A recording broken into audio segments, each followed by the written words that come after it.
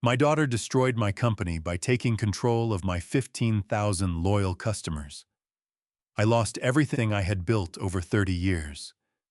But when my $980 million home care empire rose from the ashes and appeared on the news, she texted me, "Dad, come have dinner with us." I walked into her luxurious home carrying a small wooden box. They smiled as if nothing had ever happened. I placed the box on the table, slowly opened the lid, and watched their expressions change. "Thank you so much for joining Dad Family Revenge today. I truly appreciate your support. Tell me, which city or country are you tuning in from? Let me know in the comments. Please note, this story contains fictional elements for entertainment and learning. Any resemblance to names or places is purely coincidental, but the lesson remains valuable. They told me I was just a wrench turner. No management instincts, no business sense, no future beyond crawling under someone else's equipment for someone else's paycheck. That was what my supervisor at Denton Mechanical said on a Tuesday morning in March of 1988, right before he handed me a termination slip and told me to clear out my locker by noon. I was 27 years old. I had $11 in my checking account, a truck with a cracked windshield, and a toolbox my father had left me when he passed. The toolbox was the only thing in my life that had never let me down. I sat in the parking lot of Denton Mechanical for a long time after I cleaned out that locker. The truck smelled like motor oil and the pine air freshener Patty had hung from the rearview mirror the week before, and I remember thinking that the pine smell and the oil smell had no business being in the same vehicle, but somehow they worked. Patty was like that. She had a way of putting two things together that shouldn't fit and making them hold. I drove home and told her what happened. She was standing at the kitchen counter cutting an apple into slices, and she set the knife down and turned around and looked at me with those steady brown eyes of hers. She did not cry. She did not tell me everything would be fine in that hollow way people do when they have no idea whether anything will be fine. She just said, "Okay, what are we going to do?" That was Patty, not what happened to us. "What are we going to do?" I told her I wanted to try it on my own. I had been fixing furnaces and air conditioners and water heaters since I was 19 years old. I knew the equipment the way some men know card games or baseball statistics. I knew it in my hands in the way a system sounds when something is wrong, and the smell of a heat exchanger that is cracking before the crack shows. I told her I did not need a company behind me to do the work. I just needed the truck and the tools and a phone number people could call. She nodded. She picked the knife back up and finished cutting the apple. Then she said, "Write the number on the truck, big enough that people can read it from the road." The next morning, I went to the hardware store and bought a can of white exterior paint and a 2-inch brush. I painted Briggs Home Solutions on both sides of the truck in letters that were not beautiful, but were absolutely readable. Underneath the name, I painted the phone number. Our home phone number, the only number I had. I painted it freehand because I did not have stencils, and the letters curved slightly on the right side where my hand got tired. But when I stepped back and looked at it in the morning light, something moved in my chest that I had not felt in a long time. It looked real. It looked like something that existed. I drove that truck through the neighborhood with the windows down for the rest of the week. I left handwritten cards at the hardware store, the barber shop, the Lutheran church on Elmore Street, where half the retired couples in the county went on Sunday mornings. I wrote my number on every card by hand because I could not afford to have them printed. The first call came on a Thursday night in December, 9 weeks after I painted the truck. It was 11:15 at night, and the temperature outside had dropped to 18 degrees. The man on the phone was Earl Hutchins. He was 61 years old, a retired carpenter who lived alone since his wife Dorothy had passed 2 years prior, and his furnace had gone out completely. He told me he had called 2 other companies first. One did not answer. The other quoted him $180 just for the after-hours service call before any parts or labor. "I can't do $180 right now," Earl said. His voice was steady but thin, the way a man's voice gets when he is cold and trying not to sound like it. I told him I would be there in 40 minutes. I told him not to worry about the after-hours fee. I drove across town with the heater in my truck running full blast and the toolbox sliding around in the bed every time I hit a curve. When I knocked on Earl's door, he opened it in a heavy wool cardigan and 2 pairs of socks and looked at me like I was something he had not been sure would actually show up.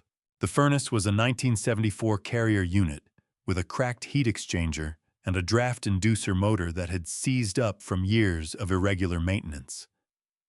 I had the parts for the motor in my truck because I had learned early to carry the components that failed most often in older systems.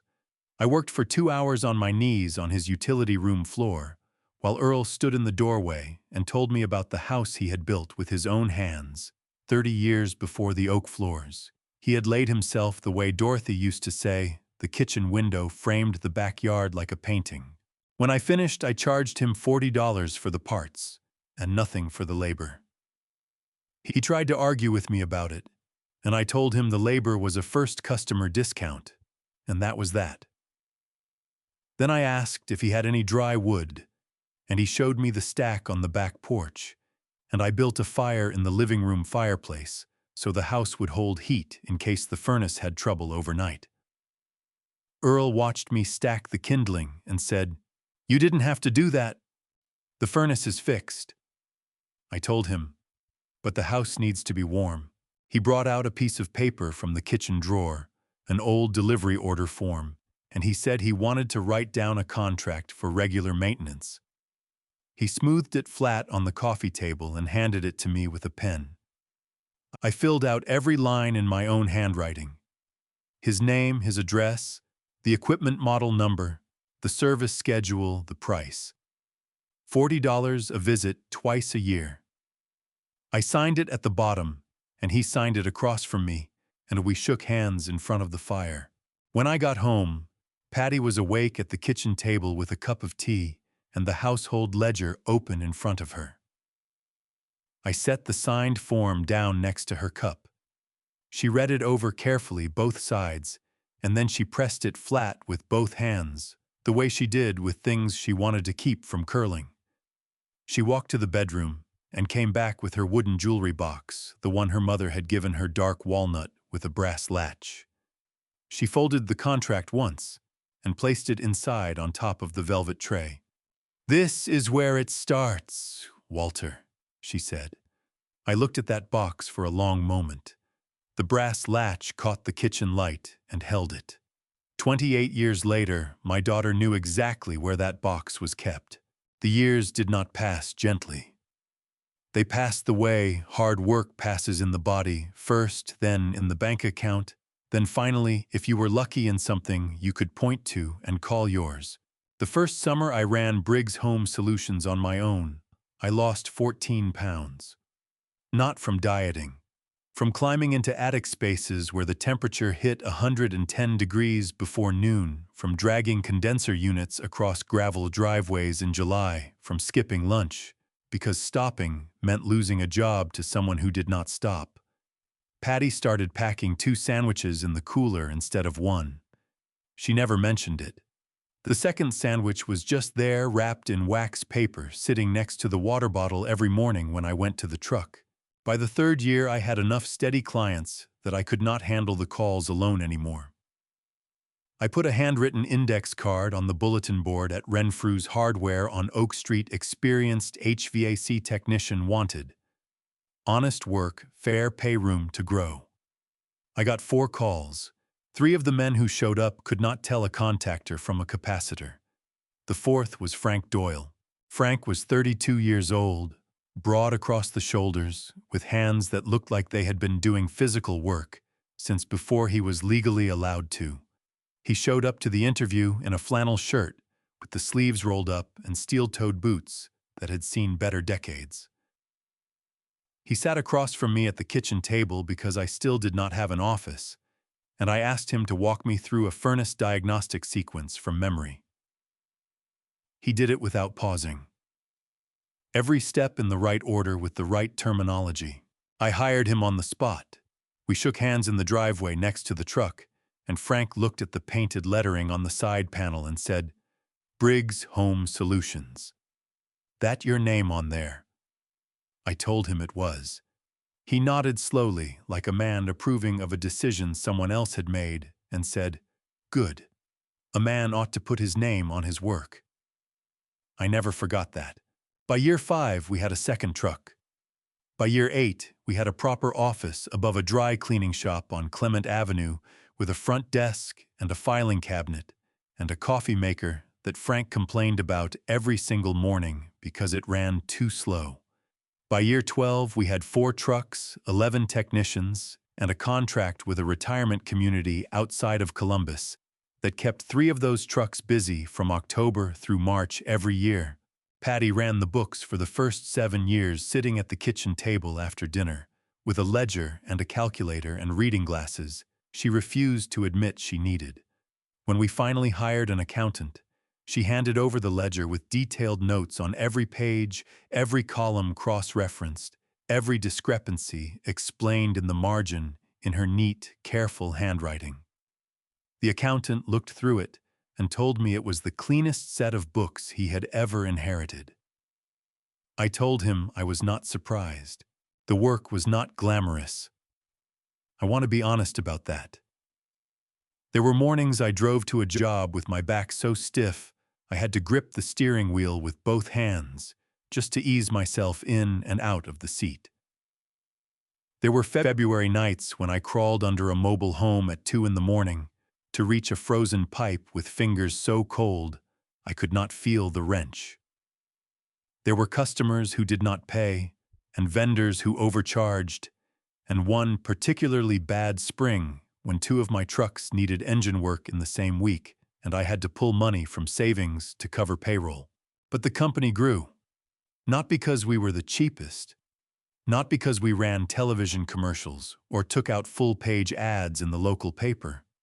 It grew because when we told someone we would be there at 8 in the morning, we were there at 7:55. It grew because Frank trained every new technician personally and would not sign off on their first solo job until he was certain they would treat a customer's home the way they would treat their own mother's. It grew because word traveled the way it only travels in communities where people actually know their neighbors, and the word about Briggs Home Solutions was consistent. They show up, they do it right, they charge you fair. By the time Diane finished her MBA, we had 250 employees, 5 branch offices, and 15,000 customers across 3 counties. The company had been valued at $120 million by a firm that had approached us about acquisition. I declined the offer. I had not built Briggs Home Solutions to sell it. I had built it to stand. Diane came home for a weekend in May of that year, the year she graduated. We had dinner at the house, the 3 of us, Diane, Patty, and me, and Patty made pot roast because that was what Diane always asked for when she came home. After dinner, Diane sat across from me at the table with her diploma in a cardboard tube leaning against her chair, and she told me she wanted to come work with me. She said her degree could take the company somewhere my hands alone could not reach. Patty was watching me from her end of the table. Her eyes held something careful in them, something I did not read correctly that evening. I told Diane yes. I told her I was proud of her. I told her the company needed what she had learned, and that together we could build something that would last another 30 years. 3 weeks later, I signed the paperwork, making Diane my chief operating officer. I signed it at the same kitchen table where Frank and I had shaken hands 12 years before. The pen felt the same in my hand. The weight of it, the scratch of it against the paper. It felt like a beginning. I did not know it was an ending. Craig Mercer shook my hand the way men do when they want you to remember the handshake. Firm, 2 pumps eye contact, held exactly 1 second longer than necessary. He was 42 years old, with the kind of tan you get from golf courses rather than job sites, and he wore a charcoal suit to a backyard barbecue at my house in August. I noticed that. A man who wears a suit to a cookout is either lost or performing, and Craig Mercer knew exactly where he was. Diane had been seeing him for 8 months before she brought him home to meet me. She introduced him in the backyard, while Frank was helping me move the grill away from the fence. And Craig stepped forward immediately, hand already extended, smile already in place.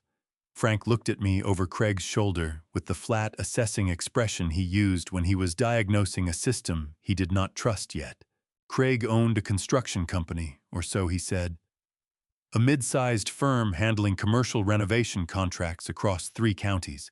He talked about it the way men talk about things they need you to believe in, with specific numbers, name-dropped clients, and just enough jargon to sound fluent, without ever saying anything that could be checked on the spot. Over burgers and iced tea, he asked me detailed questions about Briggs Home Solutions. How many service contracts renewed annually? What percentage of revenue came from commercial versus residential accounts? Whether I had considered expanding into property management partnerships. Those are sharp questions for a construction man, I told him. He laughed easily. I just admire what you've built, Walter. Diane talks about this company like it's a member of the family. I told him it was. He nodded, like that was exactly the answer he had been hoping for. Frank pulled me aside by the back fence while Craig was getting a second helping. He kept his voice low the way he did on job sites when he did not want a customer to hear something that needed saying. That man has never swung a hammer in his life, Frank said. You can tell by the hands. I looked at Craig's hands across the yard. Smooth palms, clean nails, no calluses along the thumb base where a grip tool leaves its mark. Frank was right. But I told myself that not every honest man was a laborer. Diane was educated.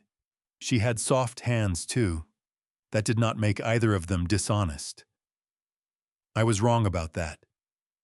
I know it now in a way I did not know it then. Craig became a regular at Sunday dinners through the fall. He always brought something, a bottle of wine, a bakery pie, once a very expensive cutting board that Patty would have loved, but that I never used, because it felt like it belonged in a magazine rather than a kitchen. He was unfailingly polite, asked Diane questions in front of me that made him look attentive, and always found a reason to steer the conversation back to the business. How was the Columbus contract going? Had I thought about a management transition plan? Was I getting the right legal and financial support for a company of that size? In February of the following year, Diane told me she had found someone who could help modernize the company's administrative structure. A business consultant named Greg Sallow. She said Greg had worked with regional service companies throughout the Midwest and understood the specific challenges of family-owned operations at our scale. She said it like she was doing me a favor. Greg Sallow arrived at the office on a Wednesday morning. He was 48 slight, with rimless glasses and a leather portfolio. He carried the way academics carry briefcases, like the contents were more important than the man holding them. He spoke in a measured, professional tone and used phrases like operational continuity and succession framework and liability mitigation, which sounded reasonable in the moment, and which I now understand were chosen specifically because they were hard to argue with, without seeming like you did not care about your own company's future. Over 3 visits spanning 6 weeks, Greg walked me through a series of documents he described as standard legal housekeeping for a company preparing to scale. Franchise rights clarification, brand licensing language, non-compete provisions which he explained were meant to protect the company if a senior employee left and tried to take clients with them. He framed each document as protection. Protection for what I had built. Protection for the people who worked for me. A non-compete agreement, in plain terms, is a contract that prevents a person from starting or joining a competing business within a certain geography and time period after leaving a company. Greg told me these provisions were standard. He told me signing them was what responsible owners did. He set each page in front of me with a pen already uncapped, and because Diane was sitting across the table nodding, and because I had trusted that woman with every hard year of my life, I signed. I signed 6 documents across 3 meetings. I did not read every page. I want to say that plainly without excuse because it is the truth. I was a man who trusted his daughter, and I signed what she told me to sign. Greg shook my hand at the end of the final meeting with the same professional composure he had maintained throughout. His grip was lighter than Craig's, less performance in it. He thanked me for my time and said the paperwork would be filed appropriately. Diane walked him to the door. I sat at my desk after they left and looked out the window at the parking lot, where 3 of my service trucks were lined up with the Briggs Home Solutions lettering on their doors. I had painted the first one myself with a 2-inch brush on the cold morning in 1988. These ones had been done professionally clean lines, consistent lettering the company name exactly centered on each panel. Something about the parking lot felt different that afternoon. I could not have told you what it was. The trucks looked the same. The office sounded the same. But there was a feeling I could not name sitting just below the surface of a normal Wednesday, like a furnace running 1 degree hotter than it should. Not enough to trigger an alarm, just enough that a man who knew the equipment could feel it and wonder. I did not wonder long enough. I have always been an early riser. 40 years of service calls will do that to a man. When your phone rings at 5 in the morning, because someone's furnace quit overnight, you learn to be awake before the phone rings. You learn to be dressed caffeinated and moving before most people have decided whether they want to get up. By the time I sold the business, I had not slept past 6 in the morning in 3 decades. On a Tuesday in January of 2018, I arrived at the Briggs Home Solutions main office at 7:15. The parking lot was empty except for my truck, and the night security light still buzzing above the rear entrance. I let myself in through the side door, made coffee in the break room, and walked to my office at the end of the hall to start on the quarterly renewal report I had been putting off since December. I passed the printer station on my way. The output tray was full. Not the usual handful of pages that accumulated when someone forgot to collect a document before leaving for the day. This was a thick stack, easily 200 pages, still warm from the rollers. I picked it up the way you pick up something you are not expecting to find, with both hands, slowly reading the first page before you have decided what to think about the rest. It was our master client list, all 15,000 accounts. Every name, every service address, every phone number, every contract start date, every renewal term, every billing rate, every equipment type on record. The full document. Organized by county, then alphabetically, then cross-referenced by contract value. I stood at the printer station and flipped through 20 or 30 pages. Earl Hutchins was on page 4, listed under residential accounts, contract value $40 per visit, active since December 1988. 30 years of loyalty reduced to the single line in a spreadsheet. I kept flipping. Page after page of names I recognized. Families I had served through 2 furnace replacements and 3 generations of ownership. Businesses that had renewed with us every year without us having to ask. I told myself Diane was being thorough. She was the COO. She needed to understand the client base. Printing a hard copy for review was the kind of thing a methodical person did. I set the stack back in the tray and went to my office and tried to focus on the renewal report. But my eyes kept going to the door. And my mind kept turning over a question I did not want to finish asking. Why print all 15,000 at once? The answer that came back was one I pushed away immediately, because it belonged to a version of my daughter I was not willing to consider. So I filed the question in the part of my mind where uncomfortable things go when you are not ready to face them, and I opened the renewal spreadsheet, and I got to work. 3 weeks later, I was at my desk finishing a vendor contract when I picked up the desk phone to call our Columbus branch manager about a scheduling conflict. I dialed the main office number out of habit, the number I had painted on the chuck in 1988, the number I had given to every customer for 30 years, the number I knew better than my own Social Security number. It rang twice. Then a woman's voice answered, bright and professional and completely unfamiliar.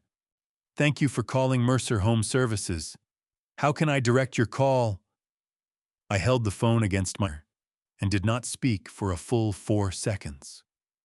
The woman said hello again with the patient, slightly louder tone of someone who assumes they have a bad connection.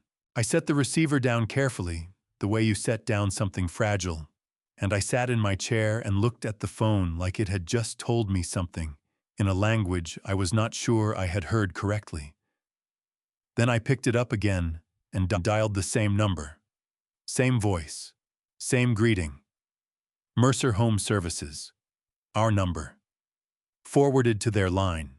My chest tightened in a way that had nothing to do with the cold outside. I pulled up our phone system administration panel on the computer, the interface that controlled call routing, forwarding rules, and directory listings for all 5 branch offices. Every forwarding setting had been changed. Not all at once, which would have triggered an alert. One branch at a time, spread across 11 days, the changes logged under Diane's administrative credentials. The main office line now routed to Mercer Home Services. The Columbus branch routed to Mercer. The 2 suburban branches routed to Mercer. The only line still reaching our office was the internal staff extension, which customers never called. I stared at the screen and felt something move through me that was not quite anger, and not quite grief, and not quite fear, but contained all 3 the way a thunderstorm contains wind and rain and lightning without being any single one of them. My hands pressed flat against the desk because they needed something solid to push against. 30 years. I had given that phone number to Earl Hutchins on a December night when he was cold and alone, and the temperature was dropping. I had printed it on every invoice, every service reminder, every holiday card Patty had helped me address by hand for 15 consecutive years. It was the number customers called when their heat went out at midnight. It was the number they trusted because every time they dialed it, someone who cared showed up. And now when they dialed it, they reached Craig Mercer's office. I picked up my cell phone and called Frank. He answered on the second ring, already in the field. I could hear a truck engine behind his voice. "Frank," I said, "come to the office when you finish that call. Don't tell anyone you're coming." A short pause. Then Frank said, "How bad?" I looked at the screen. All 5 lines. 11 days. Diane's credentials on every entry. "Bad," I said. "Come now." Frank arrived 20 minutes after I called him. He came through the side door, still wearing his work jacket, the navy one with the Briggs Home Solutions patch on the left shoulder that had faded from washing to a pale gray blue. He did not knock. In 30 years, Frank Doyle had never knocked on my office door. He pushed it open, read my face the way he read a pressure gauge, and pulled the chair from the corner without being asked. I turned the monitor toward him and let him look at the phone routing screen. He leaned forward with his forearms on his knees and studied it for a long moment, his jaw working slowly the way it did when he was processing something he did not like. 11 days, he said. 1 branch at a time. Frank sat back and pushed both hands through his hair, which had gone fully gray in the past 5 years, and which he kept cut short because he said long hair had no business being near machinery. He stared at the ceiling for 3 seconds, then looked at me directly. "She planned this, Walter. This is not a mistake somebody makes. This is a schedule." I told him I knew. What I did not tell him was that my throat had tightened so badly when I said her name in my head that I could not say it out loud yet. Diane, my daughter. The girl I had driven to soccer practice in the truck with the painted lettering on the side, who used to fall asleep against my arm on long drives and who had cried at her mother's funeral with a grief that seemed as total and genuine as my own. That girl had sat across from me at the kitchen table and watched me sign documents that were designed to take everything I had built.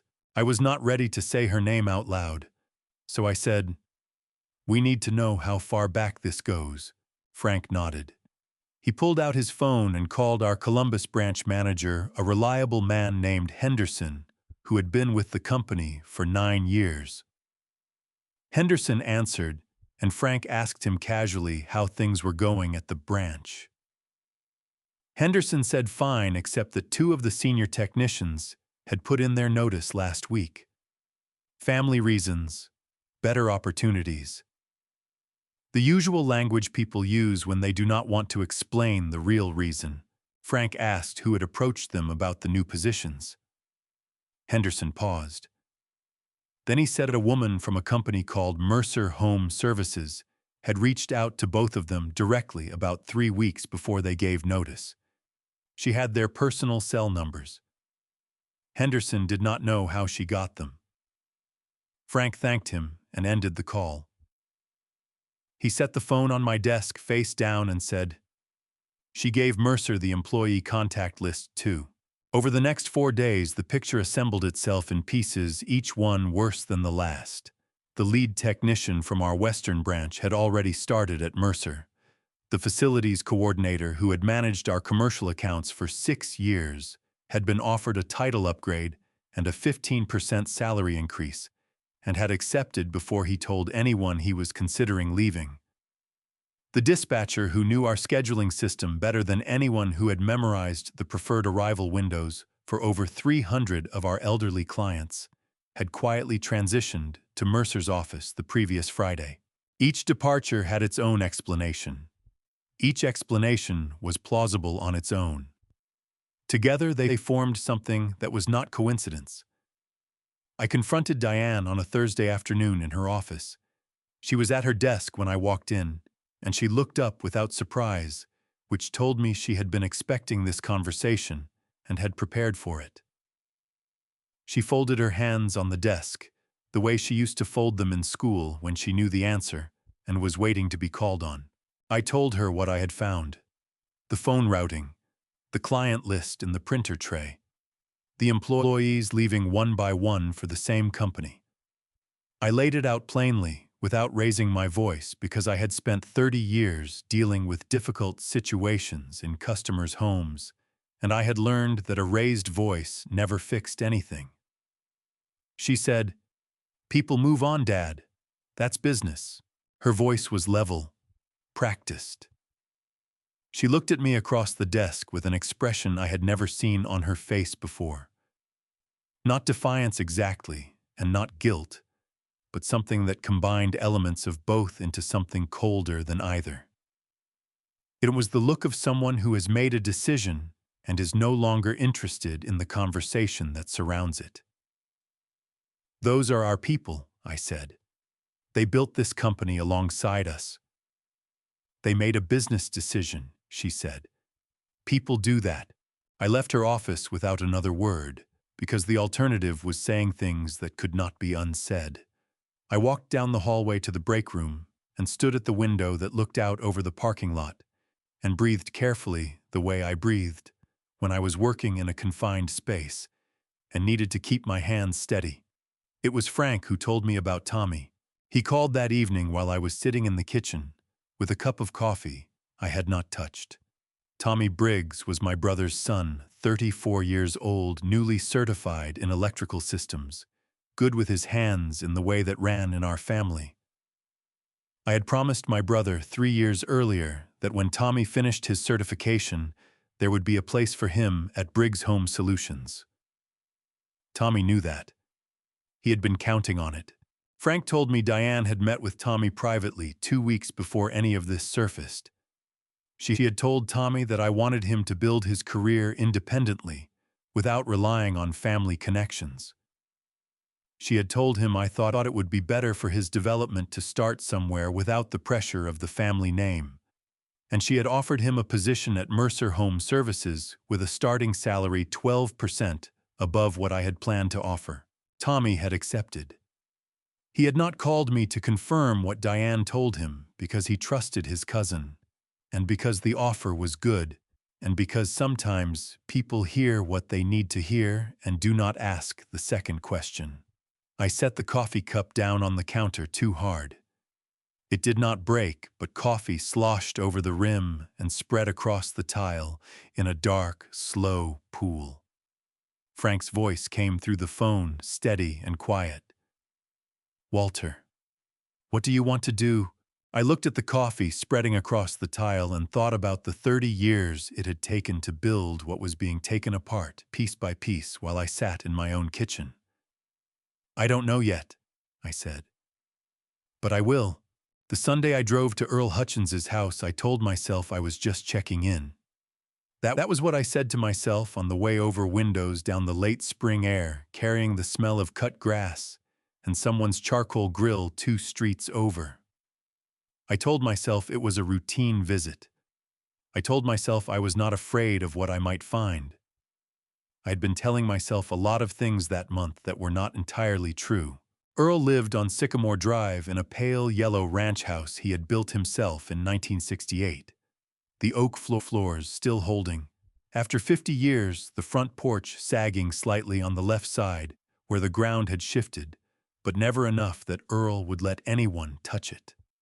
Dorothy had planted rose bushes along the front walk in 1972, and Earl had maintained them every spring since she passed, not because he particularly enjoyed gardening, but because she had, and that was reason enough. I pulled into the driveway, and Earl came to the door before I knocked. He was wearing his usual weekend clothes, khaki trousers, a plaid flannel shirt, the suspenders he had worn every day for as long as I had known him. But his expression when he saw me standing on his porch was not the expression of a man seeing a friend he expected. It was the expression of a man seeing something he had been told was no longer available.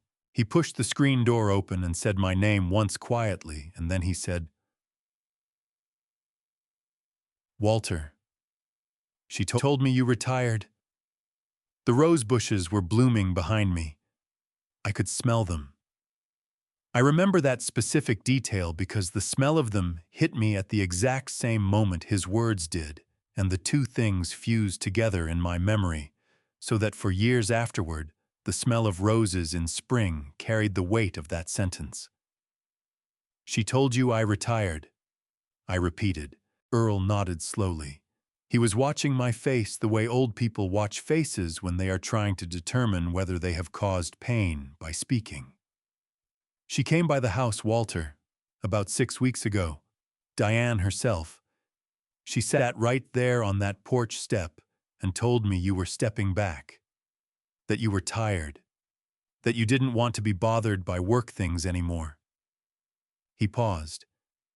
"She said you specifically asked that nobody reach out to disturb your rest." I gripped the porch railing with my right hand. The wood was warm from the morning sun and slightly rough where the paint had begun to peel at the corner post. I gripped it because I needed something to hold that would not react to being held too hard. "She said that," I said. "I tried calling your number," Earl said. "The one I've had for 30 years. A man named Craig answered. Said you had transitioned your accounts to his company." Earl's voice carried the careful, apologetic tone of someone delivering information they wish they did not have. "I didn't want to bother you, Walter. She said you needed the rest. I thought you'd earned it. 30 years. Earl Hutchins had called me at 11 o'clock on a December night in 1988 when the temperature was 18 degrees and his furnace had quit. I had driven across town in a truck with a cracked windshield, and I had fixed his furnace and built him a fire, and charged him $40, and meant every cent of it as a fair price. He had renewed his service contract every year since without being asked. He had sent 3 of his neighbors to us. He had told anyone who would listen that Briggs Home Solutions was the only company he trusted in his home. And my daughter had sat on his porch steps and told him I was tired. My jaw tightened so hard I could feel it in my temples. I breathed through my nose the way I breathed in crawl spaces when the air was thin and the work was close, and the only way through was to stay controlled. I looked at Earl's face, that honest, weathered face that had never once been anything but straight with me, and I understood exactly what Diane had done. She had not just taken the client list. She had not just rerouted the phone lines. She had gone house to house or close enough to it, and used my name and my reputation and my 30 years of showing up to convince the people who trusted me most that I had chosen to leave them. She had weaponized their respect for me to prevent them from looking for me. "Earl," I said. I did not retire. I did not ask anyone to leave me alone. I did not know she came here. Earl stared at me. His mouth opened and then closed. He reached up and took off his glasses and polished them on his flannel shirt, the way he always did when he was processing something that required more than one pass. Then he put them back on and looked at me with the clear, steady gaze of a man who has spent 78 years sorting true things from false ones. "That girl," he said. Not an accusation, just a conclusion arrived at slowly and reluctantly, the way honest people reach difficult conclusions. "Yes," I said. Earl held the screen door open wider and said, "Come inside, Walter. I'll put the coffee on." I sat at his kitchen table, the same table where Dorothy had served me coffee on cold mornings, after early service calls, the same table where Earl had signed our original contract 30 years ago, with a pen that skipped on the second stroke and left a faint double line under his signature. I wrapped both hands around the mug Earl set in front of me and felt the heat move through my palms and into my wrists. Earl sat across from me and said, "What are you going to do?"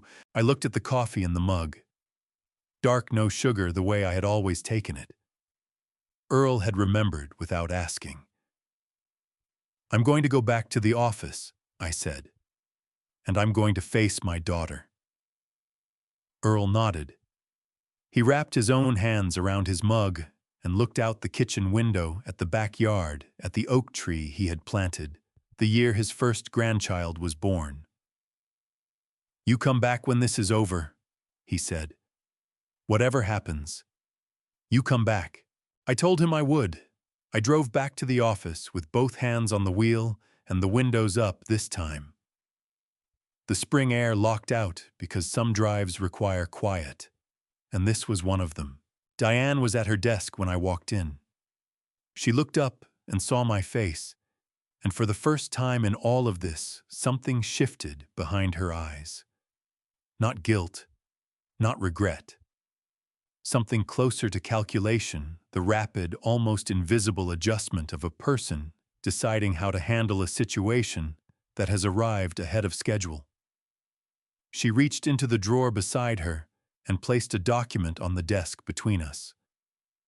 A withdrawal agreement. My name was already printed at the signature line. "Sign this, Dad," she said. "Walk away clean." I looked at the document.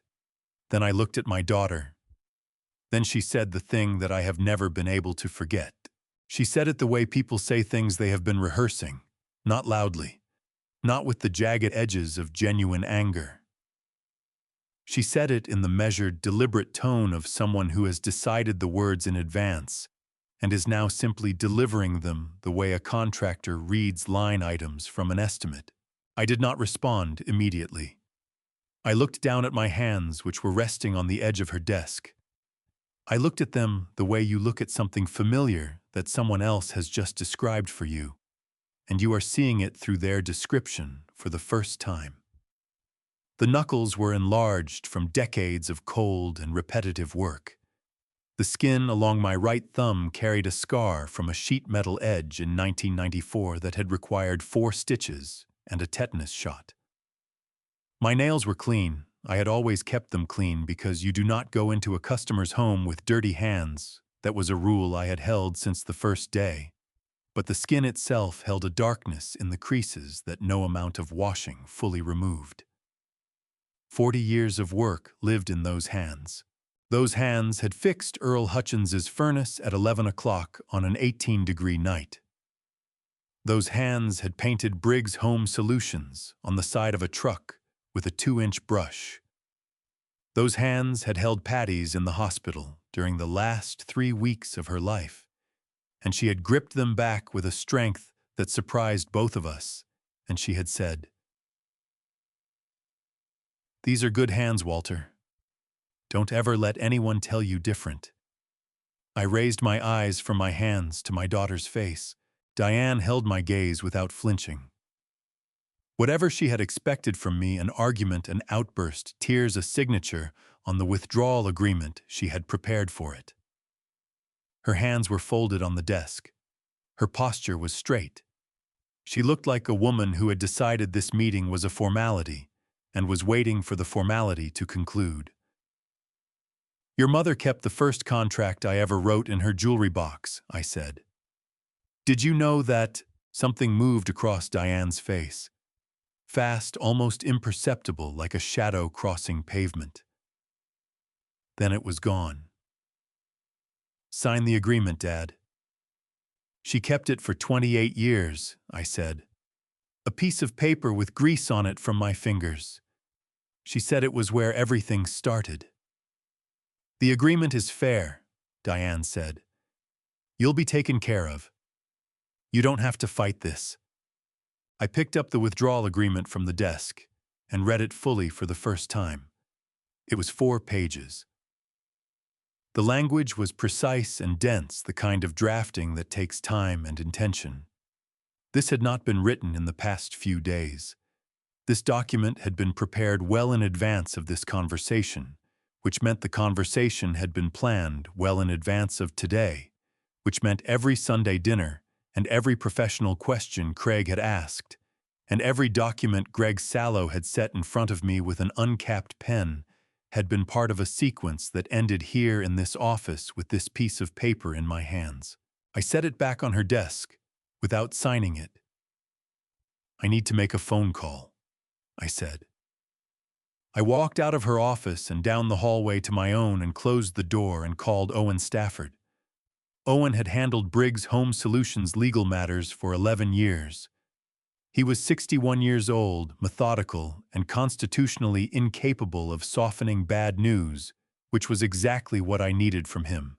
I told him everything.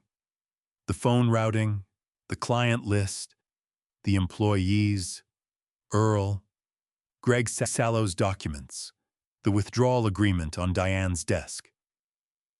I spoke for 14 minutes without Owen interrupting, which was unusual for him. When I finished, the line was quiet for several seconds. Then Owen said, "Send me photographs of everything Greg Sallow had you sign. Tonight." I told him I would. "Walter, I need to ask you something directly. Did you read those documents before you signed them?" I told him the truth. That I had not read every page. That I had trusted Diane and had signed what she placed in front of me. Owen exhaled slowly. "That trust is actually what we may be able to use. In contract law, fraudulent inducement occurs when a person is persuaded to sign a document through deliberate misrepresentation. If Greg Sallow misrepresented the nature or purpose of what you were signing, and if we can demonstrate that you signed under false pretenses rather than informed consent, a court may void those agreements." He paused. "There is also the matter of Greg Sallow's credentials. Do you know whether he held a valid consulting license in this state at the time?" I told him I did not know. I had not thought to check. Why would I check the credentials of someone my daughter had vouched for? "I'll check," Owen said. If his license was invalid or had been revoked, any documents he facilitated may be unenforceable. That alone could give us room to move. Another pause, shorter this time. "This is going to take time, Walter. I want to be honest with you about that. We are not fixing this quickly. I sat in my chair and looked at the parking lot through the window. 3 service trucks, Briggs Home Solutions lettering on their doors, sitting in the afternoon light. Frank's truck was the one on the left, the oldest of the 3 with a small dent above the rear wheel. Well, that he had never bothered to fix, because he said character was what happened to things that got used.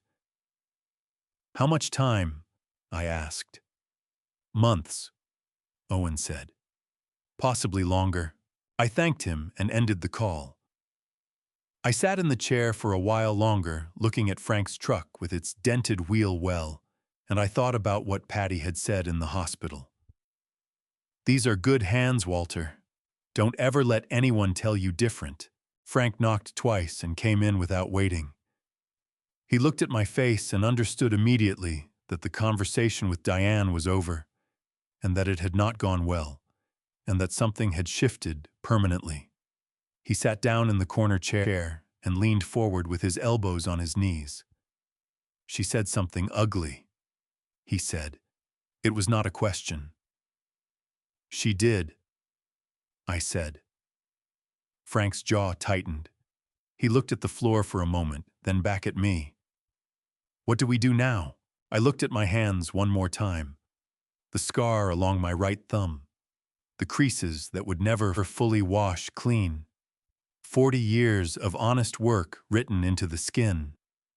We lose this round, I said. And then we start over. The morning I drove to the office for the last time, I left the house at 6:45, the way I had left it every working morning for 30 years. Coffee in a travel mug, keys in my right hand, the same route down Pemberton Avenue to the bypass that took me past the grain elevator and the Baptist church and the hardware store, where I had pinned my first index card looking for Frank. The route was so worn into my muscle memory that my hands made the turns before my mind registered them. I pulled into the parking lot and sat in the truck for a moment before getting out. The Briggs Home Solutions lettering on the building's front panel had already been covered. Not removed, covered with a temporary vinyl banner in dark blue that read, Mercer Home Services, in a font that was clean and modern and had no history in it whatsoever. The banner was slightly crooked on the left side, the bottom corner lifting away from the surface where the adhesive had not caught properly. I noticed that. After 30 years of showing up to do things right, I noticed when things were done halfway. Frank was standing at the side entrance when I walked across the lot. He was not in his work jacket. He was in a plain gray shirt and dark trousers, which was the closest Frank Doyle ever came to dressed up, and he was holding 2 cups of coffee from the gas station down the road. Not the office maker, which now belonged to someone else, but the gas station, which was neutral ground. He handed me one without a word, and we stood there together in the morning air and drank. After a while, Frank said, I sold the Silverado. I looked at him. His personal truck, a 2009 Chevrolet Silverado he had driven for 9 years, was not in the lot. Frank had bought that truck with 3 months of overtime pay and had maintained it himself every season with the same diligence he applied to customer equipment. He had replaced the brake pads twice, rebuilt the alternator once, and touched up the paint along the lower panels every spring because he said rust started where people stopped paying attention. Frank, I said. $14,000, he said.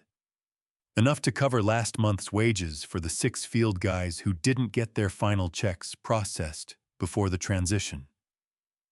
He took a sip of his coffee and looked at the crooked banner on the building. They did the work. They deserved to be paid for it. I did not have words for what I felt standing there. The English language has plenty of words for anger and grief and betrayal, but it runs short on words for the specific feeling of watching a loyal man sell his personal property to cover a debt that was not his, because he believed the people who had done the work deserved to be made whole. There is no single word for that. There should be. I'll pay you back, I said. Frank shook his head once. No. You'll build something new, and you'll give good people good work, and that'll be payment enough." He crushed the empty coffee cup in one hand. "Now go get what you came for." I went inside through the side door for the last time. The hallway smelled like the same commercial carpet cleaner it had always smelled like, and the fluorescent light above the supply closet still flickered at the same irregular interval it had flickered for 4 years, despite my repeated requests to have the ballast replaced. Some things stay broken because nobody in charge considers them urgent. I had been the person in charge of considering them urgent, and now I was not. My office had been cleared. The desk was bare, the shelves empty, the framed service awards that had hung on the wall, leaving pale rectangles on the paint, where 30 years of sunlight had darkened everything around them. Someone had moved my chair to face the wall, which seemed accidental, but felt intentional. The bottom drawer of the filing cabinet was still locked. I had the key on my ring because I had never given anyone else a copy, not even Diane. Inside the drawer was Patty's wooden jewelry box, dark walnut with a brass latch, which I had brought to the office 3 years ago after the house felt too quiet to keep meaningful things in it. Inside the box was the original service contract from Earl Hutchins, December 1988. My handwriting on every line. Patty's fold still crisp along the center crease. I lifted the box out of the drawer and held it with both hands. It was lighter than it looked. Patty had always said the same thing when she picked it up every time without variation, lighter than you'd think. I had heard her say it 100 times and had never thought to agree or disagree until she was gone, and I was the only one left to pick it up. I carried it out through the side door. Frank was leaning against the wall outside, waiting with the patience of a man who had spent 30 years waiting for equipment to cycle through diagnostic sequences. He looked at the box and nodded once, slowly, the way he nodded at things that confirmed what he had already understood. "You have everything?" he asked. I looked back at the building, the crooked banner, the flickering light behind the frosted glass panel of the side door, the parking lot where 3 of my trucks used to sit in the morning, and where there were now 2 unfamiliar vehicles I did not recognize. "Everything that matters," I said. I put the box on the passenger seat of my truck, buckled the seatbelt across it out of habit, and pulled out of the lot onto the bypass. Frank followed in his borrowed car. He had borrowed his neighbor's sedan while he figured out his next vehicle, and we drove north together for 4 hours, out of the county, out of the region, into a city where the skyline was different, and the streets had no history for either of us. The box sat on the seat beside me the whole way. When the road curved, it shifted slightly and pressed against the seatbelt. I put my right hand on it once, briefly, the way you steady something you do not want to fall. Patty had said it was where everything started. I was beginning to understand that she had meant something larger than a single contract. She had meant that the thing inside the box, the willingness to show up to do the work, to charge fair and stay late and treat people like they mattered, was not something that could be transferred in a document or taken in a phone call or covered over with a crooked vinyl banner. It was mine because I had made it, and it was coming with me. The motel was called the Lakeview Inn, which was optimistic naming given that the lake it referenced was a retention pond behind a distribution warehouse 3 blocks east. The room cost $62 a night. The carpet was the color of old mustard, and the heating unit under the window cycled on and off every 20 minutes with a rattling shudder that first night kept me awake until 3 in the morning. Frank was in the room next door. I could hear his television through the wall, the low murmur of a late-night news program, and somehow that sound, ordinary and continuous and human, was the thing that finally let me close my eyes. I was 57 years old. I had built a company from a painted truck and a phone number, and 30 years of showing up. I had 250 employees, 5 branch offices, 15,000 customers, and a valuation of $120 million. and I was lying on a $62 mattress in a motel that named itself after a retention pond with a wooden jewelry box on the nightstand and $1,100 in my checking account, because I had not anticipated needing liquid cash quickly, and the business accounts were no longer accessible to me. I did not sleep much that first week. I lay in the dark and listened to the heating unit cycle and thought about Earl and Tommy and Frank's truck and the look on Diane's face when she said grease-stained hands, and I let myself feel all of it fully once the way you lance something that has been building under pressure. I gave myself 1 week to feel it completely. Then I opened the nightstand drawer and took out a legal pad I had bought at the drugstore 2 doors down, and I started writing. Owen called on the 4th morning. He had been investigating Greg Sallow's credentials and had found what he was looking for. Greg Sallow's business consulting license had been suspended 18 months before he walked into my office, revoked by the state licensing board, following a complaint filed by a client in Indiana who alleged that Greg had facilitated a fraudulent contract restructuring. The revocation was public record. Anyone who thought to check would have found it in 40 seconds. The non-compete clauses he facilitated are on shaky ground, Owen told me. A contract notarized or facilitated by an unlicensed practitioner can be challenged on the basis of procedural invalidity. It does not automatically void the agreement, but it gives us significant leverage in any dispute, and it substantially weakens their ability to enforce the competitive restriction against you. I asked him what that meant in plain terms.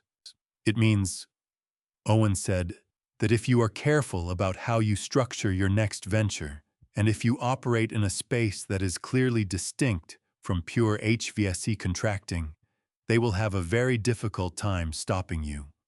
I asked him what space that would be. Owen said he was not a business consultant, but he suggested I think about what I actually did, not the technical category, but the actual service. What did customers call me for beyond the equipment itself? What did I provide that the equipment alone did not? I thought about Earl Hutchins.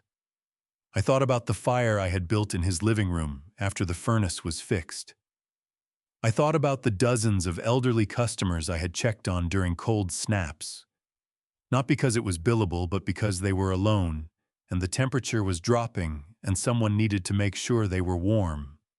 I thought about the widow on Creston Road who called us every October, not because anything was broken, but because she wanted a familiar face to walk through the house with her before winter came. What I actually did was care for people's homes the way their families should have, but often could not. The equipment was the mechanism. The care was the product. I wrote 2 words at the top of the legal pad: comprehensive home care. I called Frank into my room that evening and showed him the pad. He read it standing up still in his jacket and said, "For elderly clients specifically." I told him yes. Subscription-based. Monthly visits covering not just HVAC, but plumbing checks, electrical safety inspections, weatherproofing, anything a homeowner needed done regularly to keep a house safe and functional.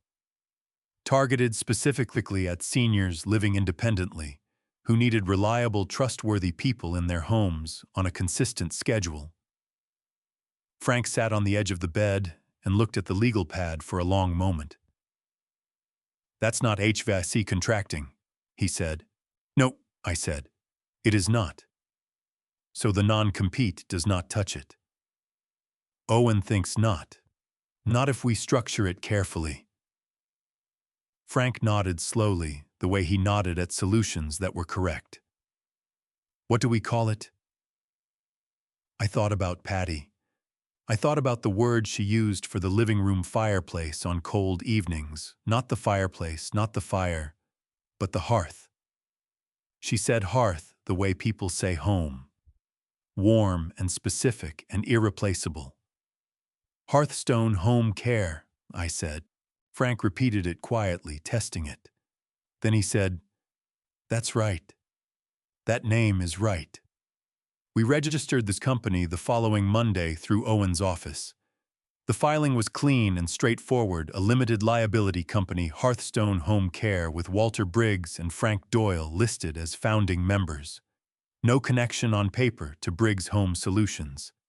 No language that touched the restricted categories in the non-compete. Owen reviewed every word before we filed. The first client call came 11 days later.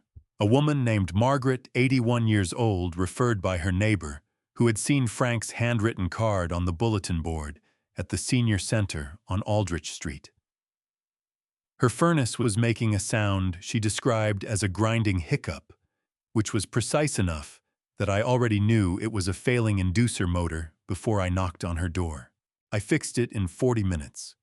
I charged her fairly.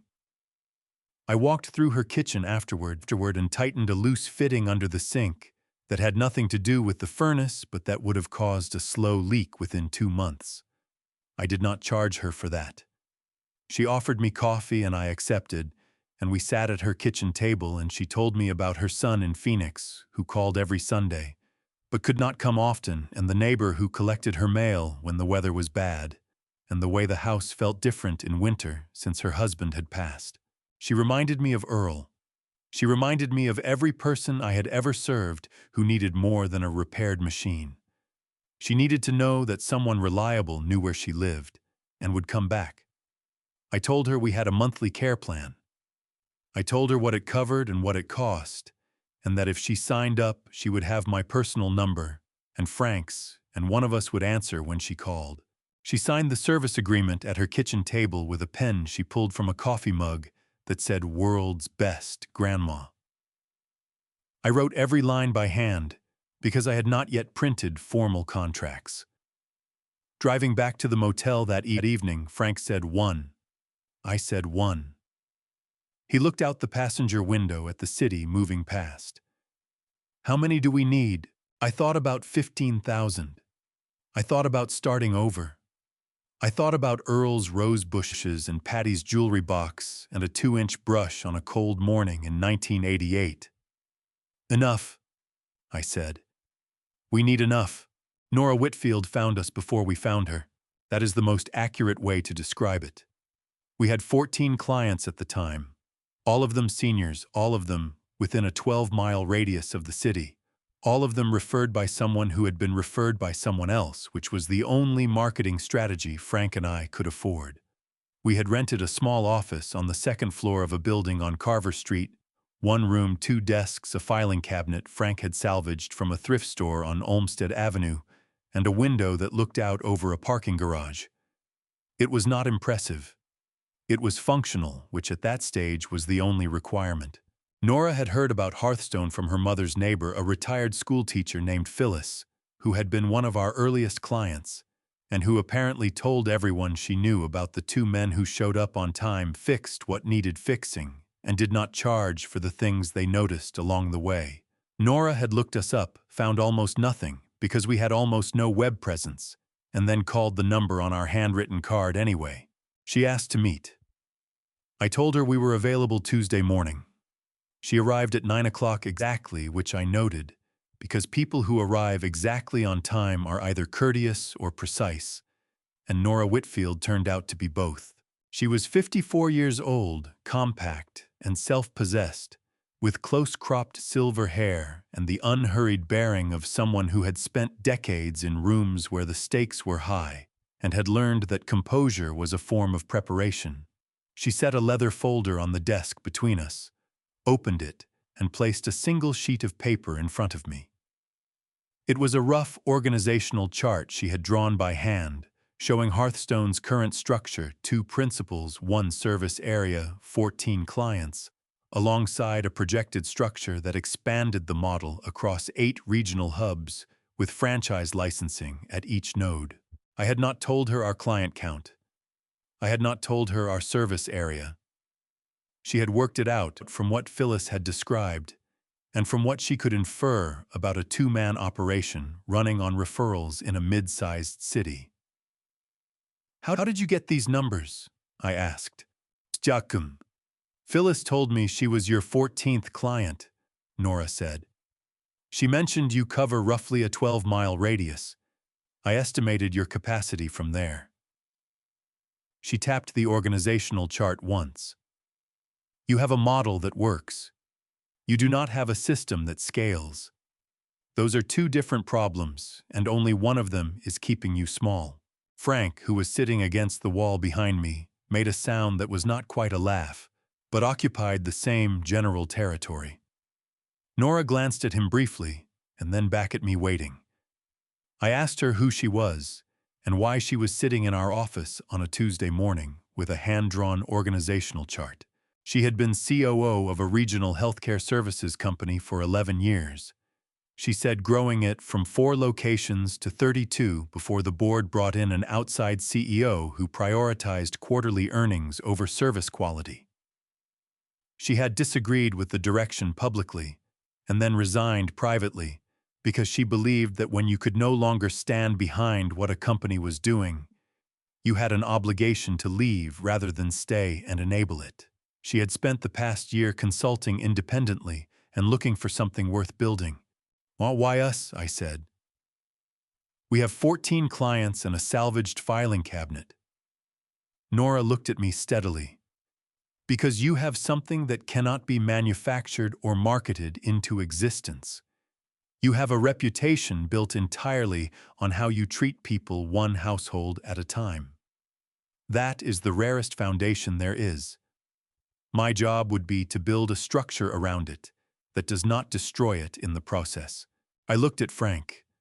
He was leaning forward now, forearms on his knees, the posture he adopted when something had his full attention.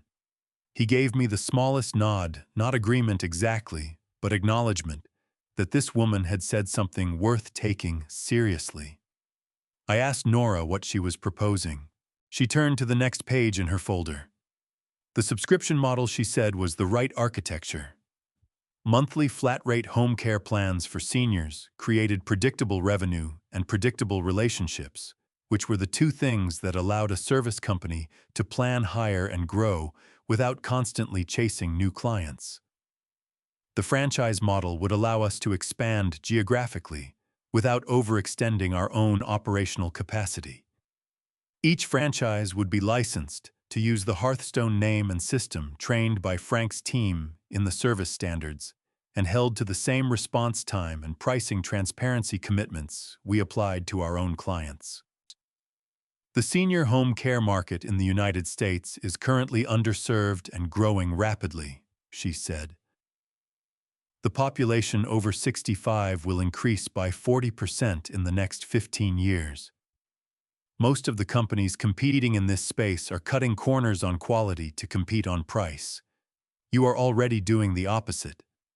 The question is not whether there is a market for what you do. The question is whether you are willing to grow fast enough to capture it before someone else figures out what you already know. I asked her what she wanted in return. She named a salary that was fair and a small equity stake that was reasonable. She said she did not want a title that was larger than her contribution, and she did not want a seat at a table where her advice was heard but not taken. She had spent 11 years in that arrangement and was not interested in repeating it. We shook hands across the salvaged filing cabinet. Frank walked her out and came back up the stairs and stood in the doorway. "She's the real thing," he said. His voice carried the same certainty he used when he identified a system problem correctly on the first diagnostic pass. "I know," I said. I looked at the organizational chart she had left on the desk. 14 clients in a 12-mile circle connected by hand-drawn lines to 8 regional hubs across a national map. It looked ambitious on paper. It looked like the kind of thing a person drew when they believed something was possible before the evidence had fully caught up to the belief. I had drawn something like it once before. On the side of a truck in white paint, with a 2-inch brush on a cold morning, when all I had was the belief that if I showed up and did the work, something real would follow. I folded the chart carefully and put it in Patty's wooden box on top of the original Earl Hutchins contract. By the end of that year, Hearthstone had 43 clients in 3 states. The third time Earl Hutchins's furnace failed under Mercer Home Services, the temperature outside was 11 degrees and falling. He had called their dispatch line at 4 in the afternoon. The automated system told him his call was important and placed him in a queue. He waited 38 minutes before a person answered, and that person told him the earliest available appointment was the following morning between 8 and noon, which is the kind of answer that is technically a response but functionally a refusal when a 78-year-old man is alone in a house where the temperature is dropping 2 degrees every hour. Earl told me all of this later in the specific and unhurried way. He told stories the way people tell stories when they have lived long enough to understand that details are not decoration, but evidence. He had hung up the Mercer line and sat in his kitchen for a while in his wool cardigan and his 2 pairs of socks, with the electric space heater from the garage running at his feet, because he had learned after the first Mercer failure to keep it accessible. He looked at the telephone on the wall, the same wall-mounted telephone he had owned for 20 years, the kind with large buttons and a volume dial that his granddaughter had bought him, so he would not have to squint at numbers. And he thought about calling his son in Michigan. But his son had 3 children and a job with early morning hours, and Earl did not like to be a burden to people who were already carrying enough. So he sat with the space heater and thought about Walter Briggs. He thought about the December night in 1988 when a 27-year-old man with a painted truck had knocked on his door at 11 o'clock and fixed his furnace and built him a fire and charged him $40 and meant it as a fair price. He thought about 30 years of service calls about the way Walter always wiped his boots on the mat before coming inside, even when the weather made it pointless, about the Christmas cards signed with both Walter and Patty's names until they were signed with only Walter's about the year the furnace needed a full replacement, and Walter had worked out a payment plan without Earl having to ask. He thought about Diane sitting on his porch steps and telling him Walter was tired and needed his rest. Earl reached into the kitchen drawer where he kept takeout menus and expired coupons and the small notepad where he wrote down numbers he was not sure he would need but was not willing to throw away. He had written Hearthstone Home Care on a piece of paper 6 weeks earlier after his neighbor Phyllis, the same Phyllis who had told Nora about us, had mentioned the company twice in one conversation, which was Phyllis's way of saying something was worth paying attention to. He had not called the number then because Diane had told him Walter was resting, and even after he knew that was a lie, the habit of not wanting to intrude had taken time to overcome. He dialed the number. My cell phone rang at 6:47 in the evening. I was at the Carver Street office finishing a quarterly service summary, and I looked at the screen and did not recognize the number, and I answered the way I always answered unfamiliar numbers, with my name and the company name and a willingness to listen.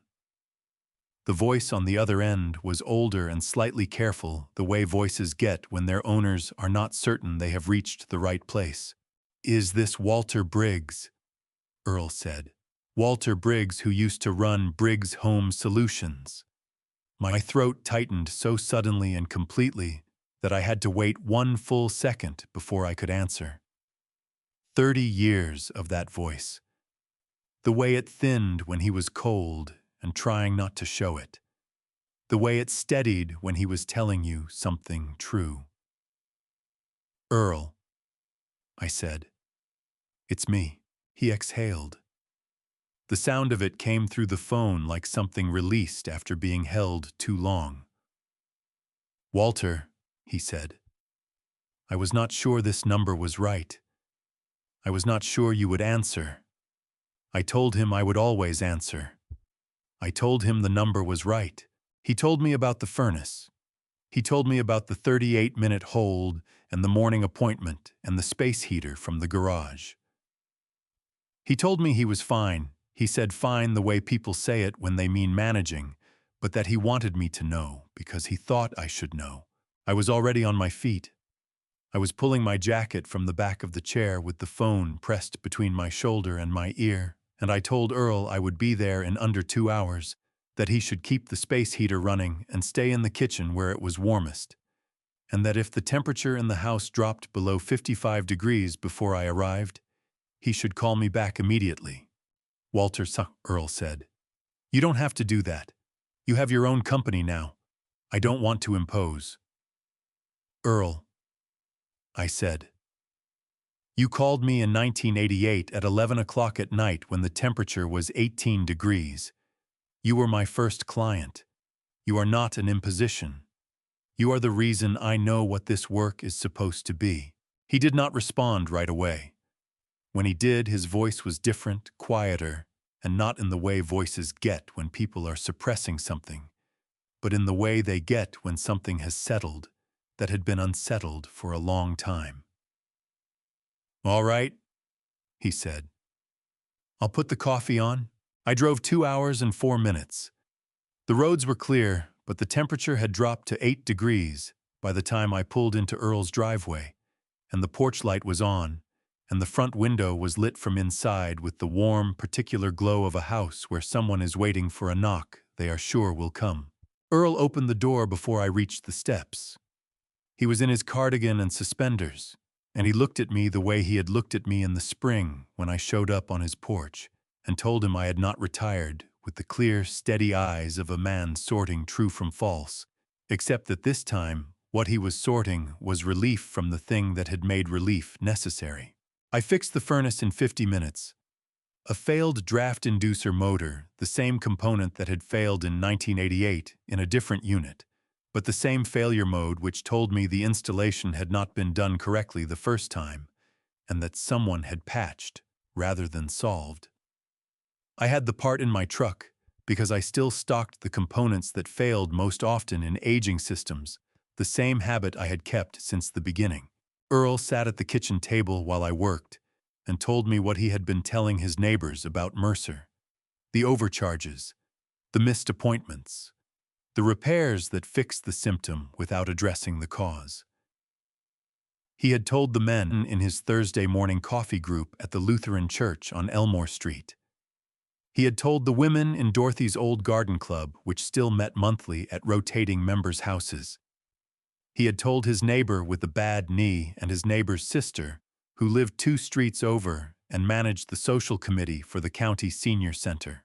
I told them all the same thing, Earl said.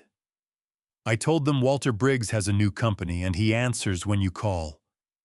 He slid a piece of paper across the table. It was a list of names and phone numbers written in Earl's deliberate, large lettered handwriting. 41 names. People he had personally spoken to about Hearthstone. I looked at the list for a long moment. Then I looked at Earl. Thank you, I said. He waved one hand dismissively, the way he always deflected gratitude. You came out here at 8 degrees, he said. That's the thank you. Now drink your coffee before it gets cold. Within 6 months, 412 of my former customers had found their way back to Hearthstone. Not because I had reached out to them, because Earl had. I was at my desk reviewing service schedules when Frank appeared in the doorway and said, There's someone here for you, says he's family. I knew before I stood up. There was only one person that description fit, who had not been in contact with me since the collapse of Briggs Home Solutions. I walked to the front room, and Tommy Briggs was standing just inside the entrance, still wearing his work clothes, canvas jacket, steel-toed boots, the kind of clothes a man wears when he has come straight from a job site, because waiting until he was cleaned up would have meant losing his nerve. He was 34 years old, and looked older than I remembered the way people look when they have been carrying something heavy for a while.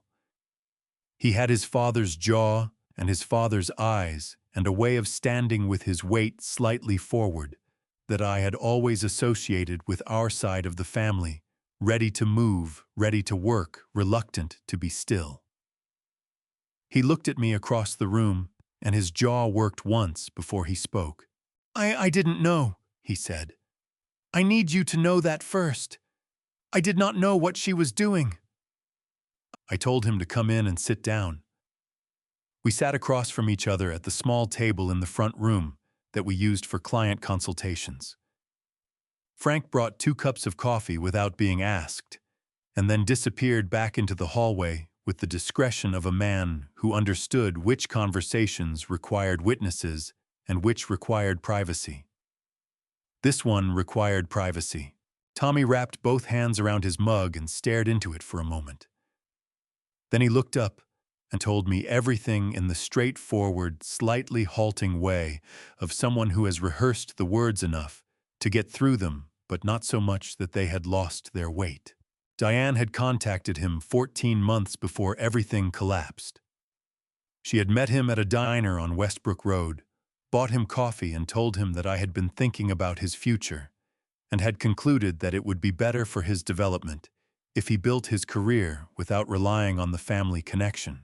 She told him I felt strongly that starting at Briggs Home Solutions would put him in an unfair position, expectations too high, independence too limited, the family name creating pressure that would hinder rather than help him grow. She said I cared about him too much to let him shortchange himself that way. She had made it sound like love.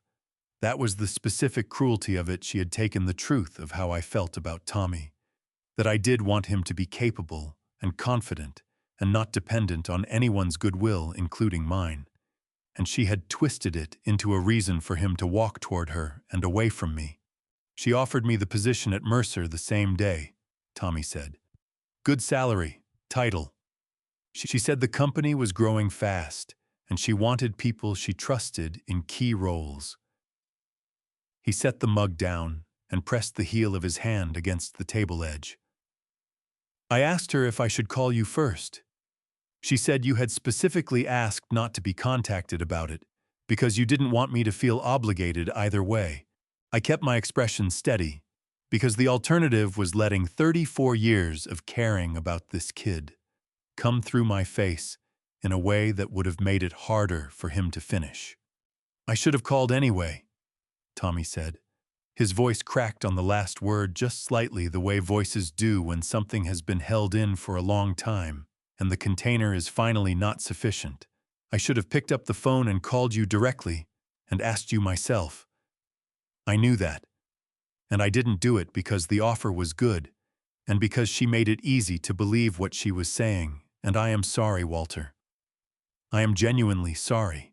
I looked at my nephew for a long moment, the weight around his eyes, the set of his jaw, the way he was holding himself responsible for a deception that had been engineered by someone who knew exactly which truths to bend and which buttons to push. She knew what to say to you, I told him. She knew because she grew up watching me say it. She knew I believed in earning your own way. She used that against both of us. Tommy exhaled hard. His shoulders dropped about 1.5 inches, which was the physical distance between bracing and releasing. I asked him what had changed, how he had found out. He told me it had been gradual at first, small things that did not add up, service calls where the repair was done quickly but not correctly, pricing that did not match what clients had been quoted, a culture inside Mercer that prioritized speed and margin over anything resembling what I had built at Briggs. He had raised concerns twice and been told both times that he needed to understand how modern service businesses operated. The third time he had gone back to the original client files to cross-reference something, and he had found documentation he was not supposed to find, internal communications between Diane and Craig that made clear the client database had been transferred deliberately and systematically, that the transition had been planned for months before it was executed, and that the goal had never been to build a legitimate business, but to use the client relationships as collateral. He had resigned the following Monday. Owen called that afternoon while Tommy was still in the office helping Frank reorganize the service schedule for the Eastern Territory. Owen's voice carried the particular energy he reserved for information that was both damaging and useful. He had completed his review of the Briggs Home Solutions financial records that a former employee had provided. Diane had approved supplemental compensation for herself totaling $4,200 per month, above her agreed salary, processed through a discretionary executive account she had set up 18 months into her tenure as COO. The payments had been coded as operational consulting expenses. Over 24 months, the total came to just over $100,000. That money came directly from operating revenue, Owen said, which means it came from the business your father built, not from any contribution she made to it. He paused. There is also confirmation on Greg Sallow. His license was revoked by the state board 14 months before he sat down at your desk. The revocation was public record. I have the filing number if you need it. I thanked Owen and ended the call. I sat for a moment with the phone in my hand and thought about the sums. $100,000. The exact amount I had been saving to renovate the original office on Fletcher Avenue into something permanent, a proper headquarters with a training room and a client reception area, and a wall where I had planned to hang the photographs of every technician who had worked for Briggs Home Solutions from the beginning. Diane had spent that money on credit card bills and personal expenses, while the renovation fund sat untouched in a separate account that she had known about, and I had never thought to protect. I walked back to where Tommy was working with Frank. Tommy looked up when I came in, still holding some of the careful tension of a man waiting to hear whether the ground he was standing on was solid. "Can you start Monday?" I said. Something moved across Tommy's face that was not quite relief and not quite gratitude, but contained both, along with something older and less nameable.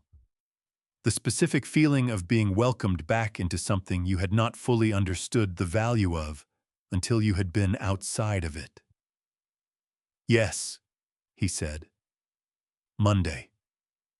Frank clapped him once on the shoulder, hard enough to be real, and went back to the schedule without further comment, which was Frank's way of saying everything was settled. The first news story appeared in the regional business section on a Thursday morning in February of 2021.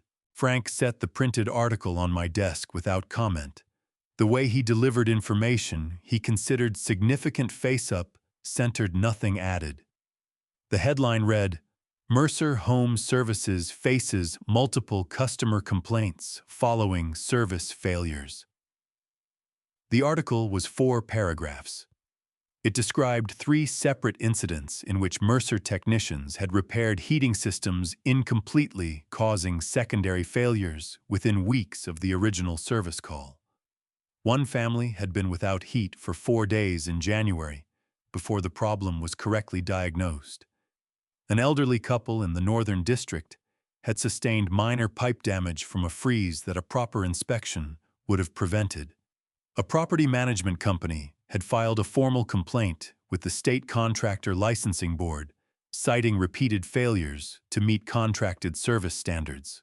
I read the article twice. Then I folded it and placed it in the bottom drawer of my desk, not because I wanted to keep it as a trophy, but because I believed it was evidence of something that was going to require documentation before it was finished. The pattern the article described was not surprising to me. I had built Briggs Home Solutions on the understanding that HVAC and home systems work was not a business where you could substitute enthusiasm for knowledge. The equipment did not care whether you had an MBA or a marketing strategy. It responded to correct diagnosis and correct repair, or it failed again, and when it failed again in winter, people got cold and pipes froze, and the consequences were not abstract. They were 4 days without heat. They were a burst pipe in a bedroom wall. They were an elderly couple calling a hotline at 2 in the morning because the temperature inside their house had dropped to 41 degrees. Craig Mercer had taken 15,000 client relationships built on 30 years of correct work and handed them to technicians hired for speed and cost, rather than competence. The clients had stayed initially because the name on the contract still said something they associated with reliability. When the reliability disappeared, the name stopped mattering. By the spring of 2021, Mercer Home Services had lost 22% of the accounts they had taken from Briggs. By the fall, the number was 38%. The clients who left did not disappear into the general market. Most of them found their way to Hearthstone, some through Earl's network, some through Tommy, who had maintained relationships with former Briggs clients that Mercer had not thought to cultivate. I learned the financial details later from Owen, who had been monitoring Mercer's public filings with the diligence of a man who understood that financial distress had a predictable trajectory and that the trajectory had a bottom. Craig had used the transferred client database as collateral for a commercial line of credit 18 months before the Briggs collapse. The bank had extended $3.4 million against the projected revenue value of the 15,000 accounts. When the account base began eroding, the bank's loan officers started asking questions. When the erosion accelerated past 30%, the bank moved the credit line into a special assets division, which was the institutional term for the group that managed loans unlikely to perform as originally underwritten. In plain terms, Craig had borrowed against something he did not own, and now that thing was losing value faster than he could service the debt. Frank came to my office on a Wednesday afternoon in October of 2022 and sat down with the particular deliberateness of a man who has decided to say something he has been thinking about for longer than the conversation suggests. He placed a folded piece of paper on my desk. It was a printout of Mercer Home Services' most recent contractor license renewal, which was public record. The renewal had been conditionally approved, meaning the licensing board had identified deficiencies and required corrective action within 90 days. 3 of the deficiencies related to technician certification requirements.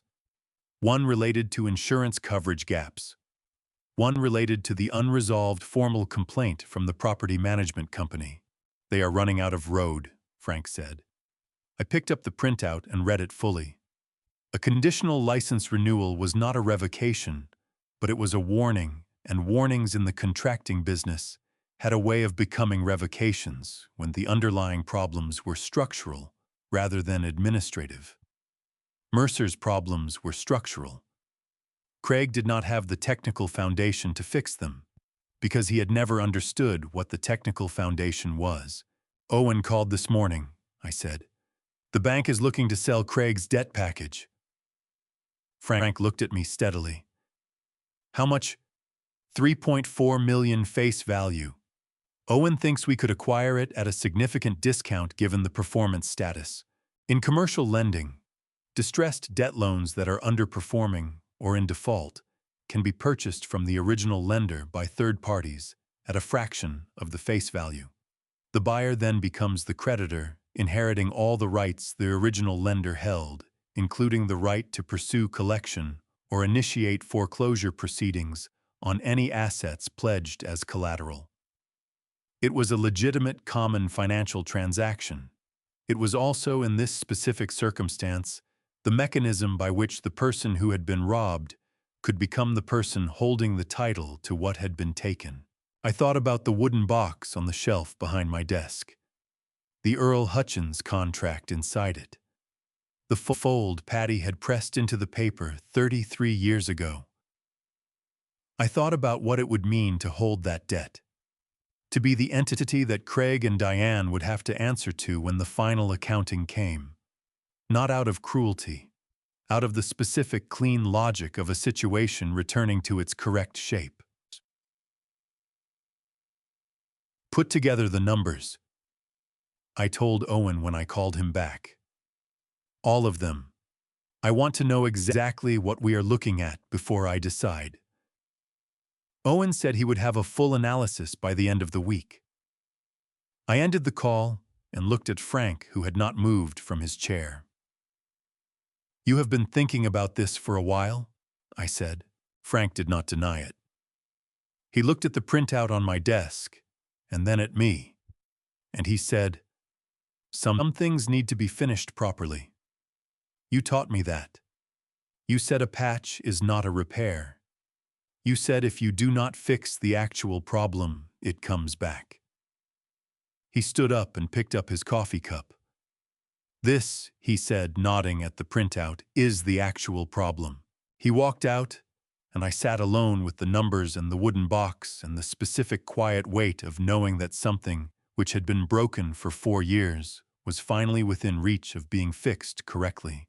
Owen's financial analysis arrived on a Monday morning in March of 2023, formatted the way Owen formatted everything: clean columns, no unnecessary language, every number sourced and footnoted.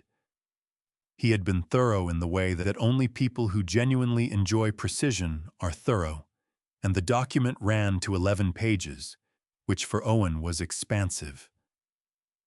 I read it at my desk, with the door closed, and a cup of coffee that went cold before I was halfway through. The core numbers were clear. Craig's commercial line of credit stood at $3.4 million face value. The bank's special assets division had classified the loan as non-performing, meaning Craig had missed sufficient payments that the bank no longer expected full recovery under the original terms. Non-performing loans of this type were routinely sold to third-party buyers at discounts ranging from 30 to 60% of face value, depending on the quality of the underlying collateral and the likelihood of recovery. Owen estimated we could acquire the debt package for between $1.4 and $1.9 million, given the deteriorating collateral. The client accounts Craig had pledged were now worth significantly less than when he borrowed against them, because more than half had already transferred to Hearthstone. The meeting was on a Thursday. Owen sat to my left. Nora sat across from me with her own copy of the analysis, her reading glasses on 3 pages, already tabbed with small yellow markers. Frank sat at the end of the table and said nothing, which was how Frank participated in financial discussions, present, attentive, and willing to speak only when something needed to be said that no one else was saying. Nora spoke first. She laid out the operational implications with the clarity of someone who had spent 20 years making complex structures legible to people who needed to act on them. If Hearthstone acquired the debt, she said, we became Craig's primary creditor. As primary creditor, we held the right to initiate foreclosure proceedings on any assets Craig had pledged as collateral, which included not just the client database, but personal property he had listed in the loan agreement. The process would require legal action, but Owen had reviewed the documentation, and Craig's position was, in Owen's careful language, extremely vulnerable. What does that mean for the Briggs Home Solutions trademark? I asked. Owen set his pen down. The trademark is currently held by Mercer Home Services as a transferred asset. When Craig and Diane's company enters formal insolvency proceedings, which Owen believes is a matter of when, rather than if, the trademark becomes part of the asset pool available to creditors. As primary creditor, Hearthstone would have first claim. We could acquire it for nominal value. I asked him to define nominal. $1? Owen said. Possibly less. Frank made the sound that occupied the same territory as a laugh without being one. I looked at the analysis on the table and thought about the painted lettering on the side of a truck in 1988. Briggs Home Solutions. White paint, 2-inch brush, slightly curved on the right side where my hand had tired. I had made that name. I had spent 30 years making it mean something, and the idea that I could buy it back for $1 felt simultaneously like justice and like something too clean to be real. We were still talking through the mechanics when Owen's phone buzzed. He looked at the screen, excused himself, and stepped into the hallway. He was gone for 6 minutes. When he came back, he sat down and placed his phone on the table face up, which was something Owen never did during meetings. There is something else, he said. I have been in contact with a former business associate of Craig Mercer. A man Craig approached 3 years ago about a joint venture in commercial property renovation. The venture did not proceed. Craig owed this man $60,000 from a prior arrangement and did not repay it when the venture collapsed. This man has been waiting for an opportunity to be useful to someone Craig had also wronged. Owen picked up his phone and turned it toward me. On the screen was an audio file with a date stamp from 4 years earlier. He recorded a conversation, Owen said. A dinner meeting with Craig and 2 other investors. Craig was explaining his rationale for the Mercer venture, for why he had pursued it, for how it had originated. I asked Owen to play it. The recording had the ambient quality of a restaurant background conversation. The occasional sound of cutlery, a bass line of noise that made the voices slightly effortful to follow, but entirely audible. Craig's voice was recognizable immediately. He spoke with the same practiced confidence he had carried into my backyard on that August afternoon in a charcoal suit. He said, and I am recounting this as precisely as I can, because I have replayed it in my memory more times than I can count. Marrying the HVAC contractor's daughter was the fastest way to get my hands on a $120 million company. He said he had identified Briggs Home Solutions 2 years before he met Diane. He said the client base was the asset, loyal, recurring elderly, the kind of customer profile that banks loved as collateral. He said Diane had been cooperative because she had her own ambitions and her own grievances, and he had simply aligned his interests with hers at the right moment. He said it the way men talk, when they believe the room contains only people who will be impressed rather than damaged by the truth. The recording ran for another 4 minutes. I did not move for any of it. When it ended, the conference room was absolutely still. Nora had taken her reading glasses off and was holding them in both hands. Frank was looking at the table surface with the expression he wore when he had diagnosed something correctly and wished he had been wrong. Owen was watching me. I reached across the table and picked up the phone and listened to the first 30 seconds again. Craig's voice, the restaurant noise, the specific casual confidence of a man explaining a theft as though it were a business strategy. Then I set the phone down and looked at the wooden box I had brought to the meeting and placed on the shelf behind my chair, the way I brought it to every meeting now because it belonged where the work was being done.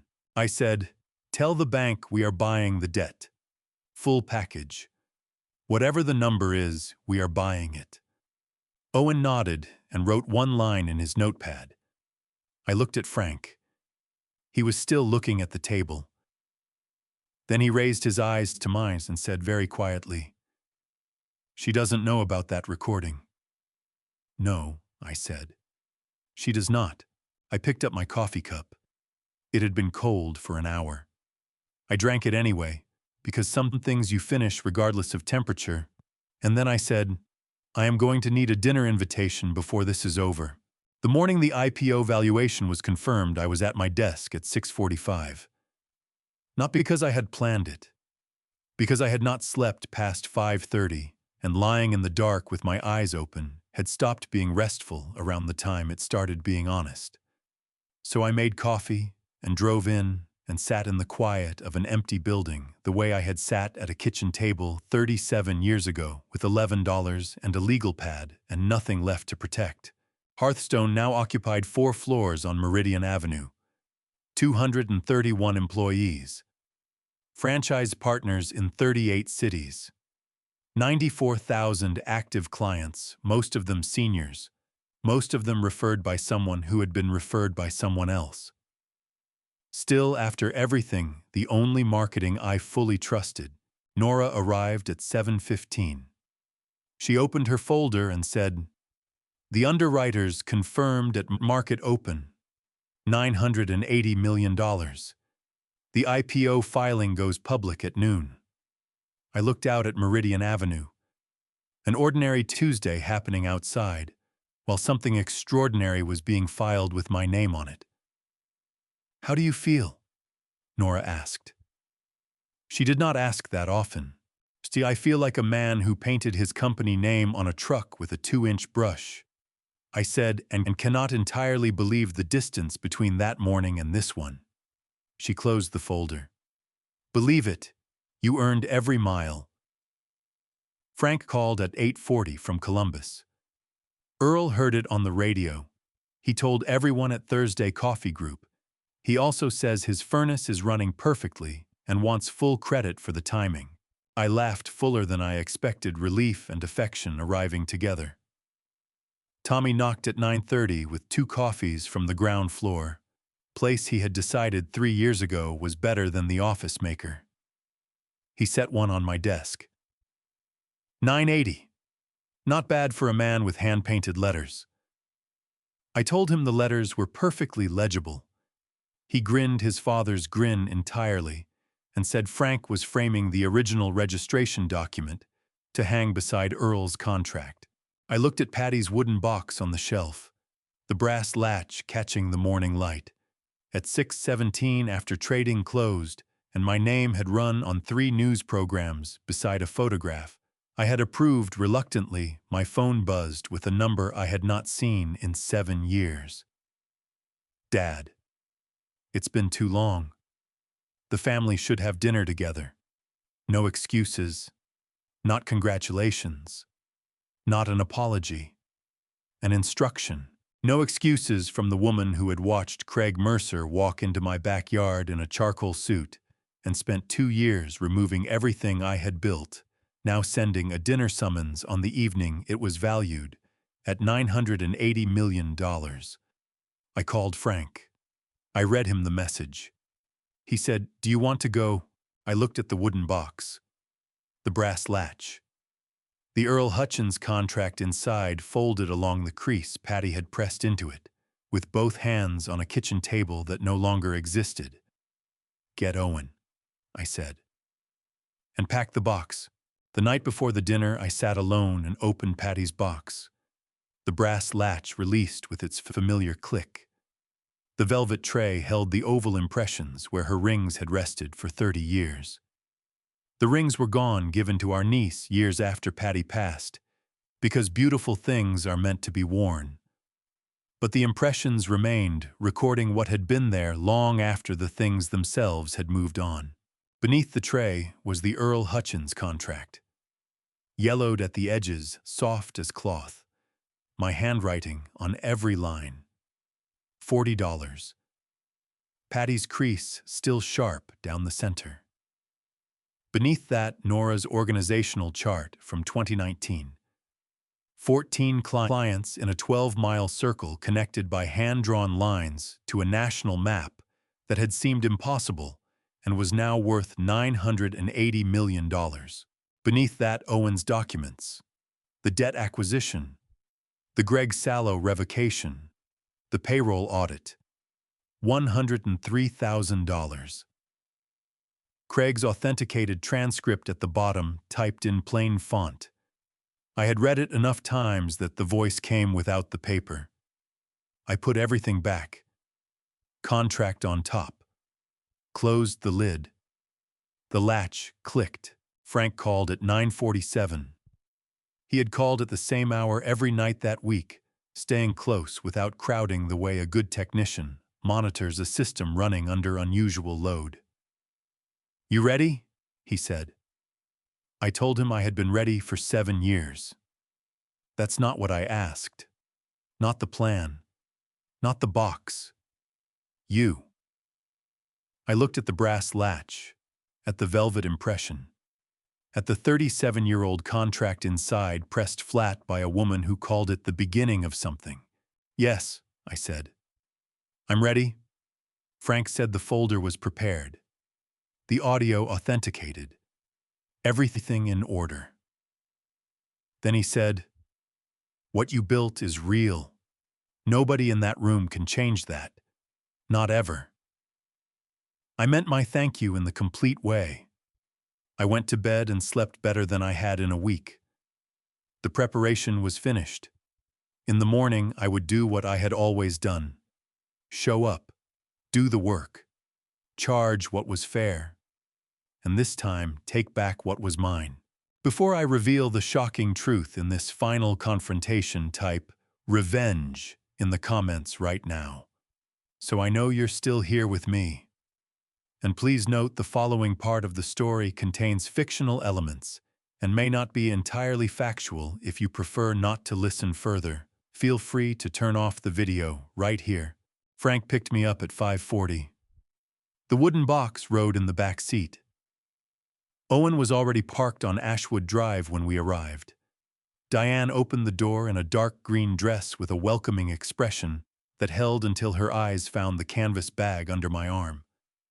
Then something shifted in her stillness. She put her hand on my arm.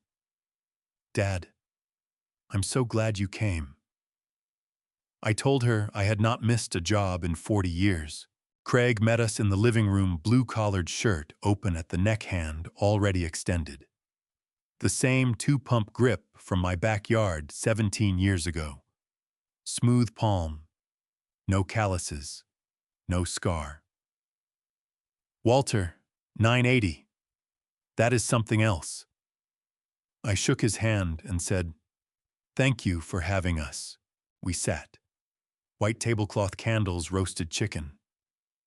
Craig poured wine. Frank covered his glass. Owen accepted his and did not drink.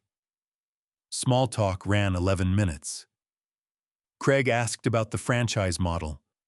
Diane asked whether I planned a board role after the IPO. She asked it the way someone discusses another person's company. Then Craig lifted his glass. 980 million. Starting from a painted truck. You have to admit, Walter, that is a hell of a story. He said it the way men do when they want to stand close to something they did not build. Diane raised her glass toward me. I set the canvas bag on the table. The sound it made was not dramatic. The bag settled the way things settle when they carry 37 years of evidence. Craig's glass stopped halfway to his mouth. Diane's hand stayed raised, the toast suspended.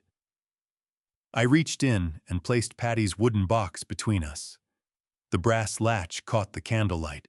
I looked at Diane. "Open it." She pressed the latch.